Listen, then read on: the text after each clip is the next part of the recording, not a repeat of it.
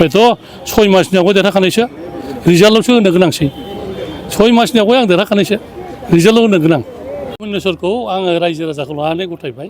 बिबिध जाथि जनगोष्ठीखौ लानानै गथायबाय आरो बे नमिनेसन गथायनाय समावनो जोंहा बावखुंग्रियाव जेसेबां भट नांगौ बेनिफ्राय बांसिन मानसि फैखाबाय जोंहा खुनु समस्या गैला ओंखायनो आं धन्यबाद होगोन बावखुंग्रिनि बासिनि बिभिन्न जाथि जनगोष्ठीनि मानसिखौ आङो धन्यबाद होगोन जिहेतु बिथांमोना आंखौ एथ'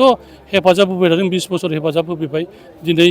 आरो 25 बोसोरनि थाखाय बिथांमोना हेफाजाब होनायनि थाखाय आं बिथांमोनखौ बयखौबो धन्यबाद होबाय दिनै इउपिपिएलनिफ्राय रन्जित बसुमतारिया नोंथांखौ उदार खालामनो होनदों नोंथांनि मा फोरमायनो बियो फेरेंगा नाम नालाय बिरनानै फैगोन जों बाहा लाहोआ बिरनानै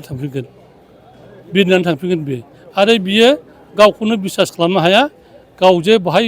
भटार नङा भटार नङै मानसिखौ जोंनि जायगायाव रावबो बिसास खालामा आवगायाव आङो बर' भटखौ एसे खम मोनदोंमोन एबार गोबां जौखोन्दोनि बारा मोनगोन गासिबो हारि जाथिनि मानसिफोरनि भटखौ आं बांसिन मोनगोन गाहायै बे बियाबाव नोंथांजों बबे मोनसे दोलोआ बांसिन जुजिलायनाय आंजों गासिबो फेक्टर आङो सोरबा दोलोखौ नेग्लेक्ट खालामा गासिबो जिहेतु नमिनेसन होबाय बिसोरबो साफा साफा बिजन लानानै फैदों आरो ओंखायनो गासिखौबो फेक्टर हिसाबै आङो आवगायो नोंथाङा सानोना दासिमबो रायजोफ्रा नोंजों लोगोआव दङ जथेस्थ' दिनै केडिसि फिल्डआ बुंजोबदों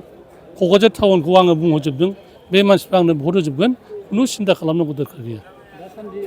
रन्जित बसुमतारी बिथाङा माइन'रिटिनि माखासे भटारखौ बोनो थाखाय गोबां जुजिगासिनो बे बेलायाव मोना खारन माइन'रिटिनि भटखौ मानो मोना बे माइन'रिटिफोरनो हा होननानै थाखा जादों 5,000 10,000 20,000 30,000 थाखा जादों दिनै माइन'रिटिनि बिथांमोना बेनो भट रावबो होआ नोंथाङा देरहागोन होनना सानो बेथ' 6 मासनि आवगाय देरहाखानायसो रिजाल्टआवसो होनो गोनांसै 6 मासनि आवगाय आं देरहाखानायसो रिजाल्टआव होनो गोनां